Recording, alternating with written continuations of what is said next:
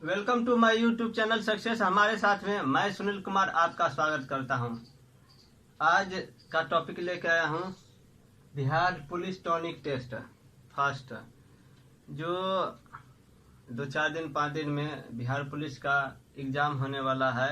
उसमें जहां से क्वेश्चन आते हैं, पूछे जाते हैं, महत्वपूर्ण क्वेश्चन, इम्पोर्टेंट क्वेश्चन जिस टाइप का आते हैं, जहां जहां से आते हैं उस तरह से कलेक्ट कर करके, जैसे संविधान से क्वेश्चन आते हैं उस तरह से क्वेश्चन, राजनीति से किस तरह का क्वेश्चन होता है, इकोनॉमिक्स से किस तरह का क्वेश्चन होता है, कहाँ से आते हैं, अनुच्छेद से क्वेश्चन आते हैं, संविधान से क्वेश्चन आते हैं, जो राष्ट्रपति, राष्ट्र विधानमंडल, स्टेट गवर्नमेंट का एग्जाम है तो स्टेट गवर्नमेंट से कहाँ से आते हैं, उस तरह के क्वेश्चन लेके आ रहा हूँ। यहाँ बहुत इंपॉर्टेंट क्वेश्चन, यहाँ से क्वेश्चन आता ही आता है। तो मैं थोड़ा बहुत इसका एक्सप्लेन करूंगा, सिर्फ आंसर बताऊंगा, क्योंकि ज़्यादा से ज़्यादा क्वेश्चन कवर कराना है आप लोगों को। क्योंकि हमने संविधान से क्वेश्चन लिए तो सिर्फ संविधान से क्वेश्चन लिए हैं, इस तरह से इकोनॉमिक्स से लेंगे तो इकोनॉमिक्स से चैप्टर वाइज क्वेश्चन है ना, 5 क्वेश्चन लेंगे, 5 क्वेश्चन में 1 क्वेश्चन आएगा ही। उस तरह का हम क्वेश्चन लेके आए हैं कि आपको एग्जाम में फंसेगा, टकराएगा। आप पूरा वीडियो को अच्छा से देखिएगा तो समझिएगा कि क्वेश्चन में क्या दम खम है। तो चलिए चलते हैं पहला क्वेश्चन पे। भारतीय संविधान के किस अनुच्छेद के अनुसार राज्य विधान परिषद बनाई या समाप्त की जा सकती है? अनुच्छेद 167, अनुच्छेद 168, अनुच्छेद 169, अनुच्छेद 170 किस अनुच्छेद के तहत समाप्त की जा सकती है, बनाई जा सकती है राज्य विधान परिषद? तो अनुच्छेद 169 के तहत। ऐसे ही करके साइंस का भी क्वेश्चन डालेंगे, हर तरह का, हर सब्जेक्ट से क्वेश्चन लाएंगे। इसी तरह से 4, 5, 6 करके 10 करके क्वेश्चन डालेंगे। 4-5 दिन में लवा क्वेश्चन पूरा कर आपको लोगों का संपर्क करा देंगे। तो टेंशन लीजिए, पूरे वीडियो से अच्छा से लीजिए, टेस्ट मारिए और एग्जाम दीजिए। भारतीय संविधान के किस भाग में केंद्र शासित प्रदेशों के बारे में बताया गया है? भारतीय संविधान के किस भाग में केंद्र शासित प्रदेशों के बारे में बताया गया है? किस भाग में? भाग 6, 8, 9, 10 किस भाग में बताया गया है? तो भाग 8 में बताया गया है, केंद्र शासित प्रदेशों के बारे में बताया गया है। भारतीय संविधान द्वारा प्रारंभ में कितने मौलिक अधिकार प्रदान किए गए थे? अब देखिए, भारतीय संविधान द्वारा प्रारंभ बोल रहा है, प्रारंभ, अभी नहीं बोला है। प्रारंभ में कितने मौलिक अधिकार प्रदान किए गए थे? 6, 7, 10, 11 कितने? तो 7। पहले कितना, अब कितना है? 6। तो 44वें संविधान संशोधन 1978 के तहत संपत्ति के अधिकार, इसको हटा दिया गया, संपत्ति के अधिकार को हटा दिया गया, इसलिए अब अभी 6 ही है। इसमें क्वेश्चन पूछा जाता है किस, कौन सा संविधान संशोधन और किस को हटाया? तो संपत्ति को। बोलेगा प्रारंभ और अभी, तो ये है अभी 6, अभी 7 है, या अभी 6 है, प्रारंभ में 7 था। राज्य के नीति निर्देशक सिद्धांतों में से कौन सा गांधीवादी दर्शन पर आधारित नहीं है? राज्य के नीति निर्देशक सिद्धांतों में, क्योंकि राज्य से संबंधित एग्जाम में, इसलिए राज्य से ज्यादा क्वेश्चन ये है। राज्य के नीति निर्देशक सिद्धांतों में से कौन सा गांधीवादी दर्शन पर आधारित नहीं है? ग्राम पंचायतों का गठन, ये तो है। ग्रामीण उद्योगों का बढ़ावा देना, ये भी है। कृषि एवं पशुपालन का संगठन, ये भी गांधीवादी दर्शन पर है। मजदूरों का संरक्षण, ये नहीं है, ये नहीं, मजदूरों का संरक्षण ये गांधीवादी दर्शन पर आधारित नहीं है। केंद्र सरकार किसकी सिफारिशों के आधार पर भारत की समेकित निधि से राज्यों को सहायता अनुदान देती है? वाह, देखिए बहुत अच्छा क्वेश्चन। केंद्र सरकार किसकी सिफारिशों के आधार पर, किसकी सिफारिशों के आधार पर है? वो राज्यों को समेकित निधि से राज्यों को सहायता अनुदान देते हैं। सहायता अनुदान के लिए किसकी सिफारिश करना पड़ता है? स्टेट गवर्नमेंट को जो सहायता अनुदान देता है वो कौन सिफारिश करता है? वित्त आयोग, संघीय वित्त मंत्री, योजना आयोग, राष्ट्रीय विकास परिषद। कौन देता है? तो वित्त आयोग सिफारिश करता है कि इस राज्य को इतनी पैसा की जरूरत है, आप दीजिए। तो क्या आंसर होगा? ए, वित्त आयोग। अगला क्वेश्चन, मुद्रा सभी परिसंपत्तियों में सबसे तरल है, क्यों? मुद्रा जो है वो सबसे परिसंपत्ति, जितना भी संपत्ति सब में क्या है? तरल है, सबसे तरल है। क्यों है? क्योंकि यह सार्वभौमिक रूप से स्वीकार्य है, क्योंकि यह एक वैध मुद्रा है। क्योंकि यह क्रय विक्रय का माध्यम है, उपयुक्त में से कोई नहीं। क्यों यह तरल है सबसे पर सब संपत्तियों में? क्योंकि यह सार्वभौमिक रूप से स्वीकार है, वह सभी रूप में स्वीकार है, किसी भी रूप में स्वीकार है, इसलिए यह सबसे तरल है। मुद्रा। पूंजीवादी अर्थव्यवस्था को निम्नलिखित में से किस अन्य नाम से भी जाना जाता है? पूंजीवादी अर्थव्यवस्था है, इसको और अन्य किस नाम से जाना जाता है? पूंजीवादी अर्थव्यवस्था को सार्वजनिक अर्थव्यवस्था, बाजार अर्थव्यवस्था, मिश्रित अर्थव्यवस्था, समाजवादी अर्थव्यवस्था। किस अर्थव्यवस्था के नाम से जाना जाता है? तो बाजार, क्योंकि पूंजी बाजार में लगाया जाता है। भारत में आय की गणना किस विधि द्वारा की जाती है? अब देखिए, भारत में आय की है ना, आय की गणना किस विधि द्वारा लगाया जाता है? उत्पादन विधि, आय विधि, व्यय विधि, इनमें से सभी। कौन सी विधि द्वारा गणना की जाती है भारत में आय? उत्पादन विधि द्वारा। कितना उत्पादन भारत में हुआ ना, यहाँ की आय क्या है? उत्पादन पर ज्यादा निर्भर है, तो उत्पादन विधि द्वारा यहाँ की गणना की जाती है, आय की गणना। निम्नलिखित में से कौन सी संस्था भारत में करेंसी नोट जारी करती है? करेंसी नोट कौन सी संस्था जारी करती है? गृह मंत्रालय, वित्त मंत्रालय, भारतीय रिजर्व बैंक या वाणिज्यिक बैंक? कौन करेंसी नोट जारी करता है? भारतीय रिजर्व बैंक जो है वो करेंसी नोट जारी करता है। C option. भारतीय साख समितियों द्वारा कृषकों को किस प्रकार ऋण उपलब्ध कराया जाता है? भारत का जो समिति है, साख समिति, वो किस प्रकार का कृषकों को ऋण उत्पादन करता है, मतलब उपलब्ध कराता है? अल्पकालीन ऋण मतलब कम समय के लिए, मध्यकालीन यानी कि थोड़ा बहुत यानी कि मध्य, दीर्घकालीन यानी कि बहुत बड़ा, बहुत दिन के लिए ऋण उपलब्ध करने, 1 2 साल 5 साल के लिए। तो ये जो है भारतीय साख समिति वो सभी के लिए उपलब्ध कराता है, कम दिन के लिए भी, मध्यम दिन के लिए, ज्यादा दिन के लिए भी कराता है। भारत में प्रत्येक वित्तीय वर्ष कब से कब तक होता है?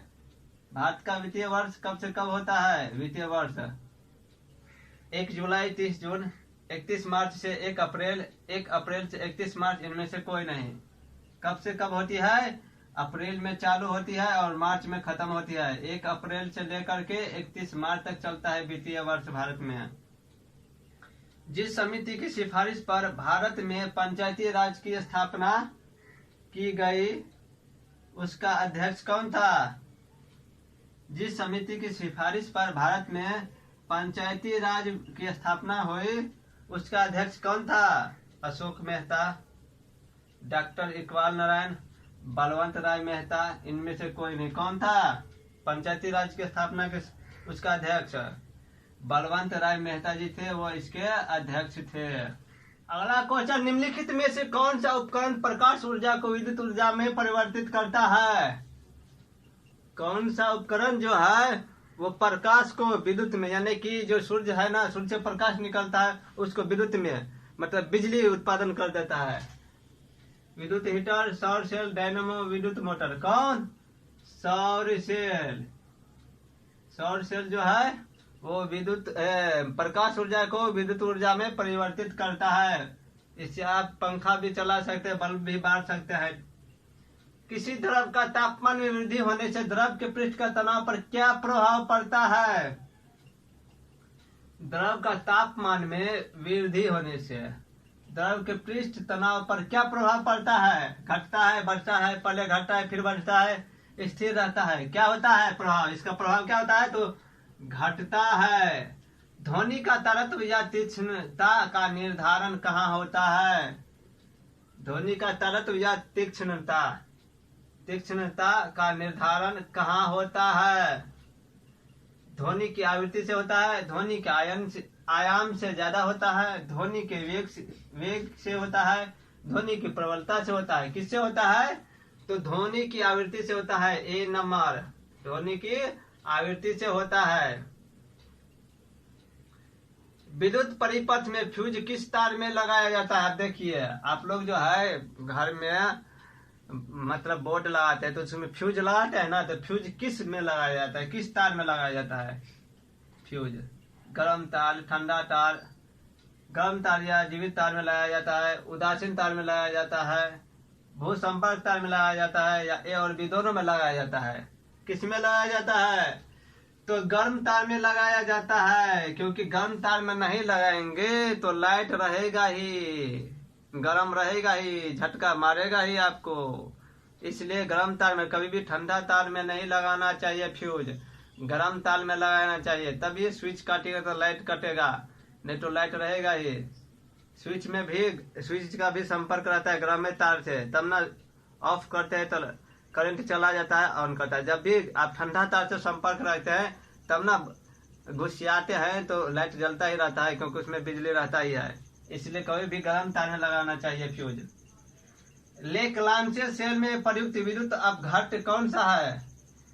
विद्युत अपघट्ट कौन है लेक्लांचे सेल का? कॉपर सल्फेट, अमोनियम क्लोराइड, तनु सल्फ्यूरिक अम्ल, ये सभी कौन है लेक्लांचे सेल में प्रयुक्त विद्युत अपघट्ट? कौन विद्युत अपघट्ट का काम करता है लेक्लांचे सेल में? तो अमोनियम क्लोराइड, अमोनियम क्लोराइड है वो लेक्लांचे सेल में अब विद्युत अपघट्ट का काम करता है। किस स्वच्छ जल वाले तालाब की आभासी गहराई वास्तविक गहराई से कम दिखती है? तालाब की जो आभासी गहराई है, आभासीय कर दीजिए, आभासीय गहराई वास्तविक गहराई से कम दिखती है, इसका क्या कारण है? जल की पारदर्शिता, विसरण, परावर्तन, अपवर्तन। किसके कारण?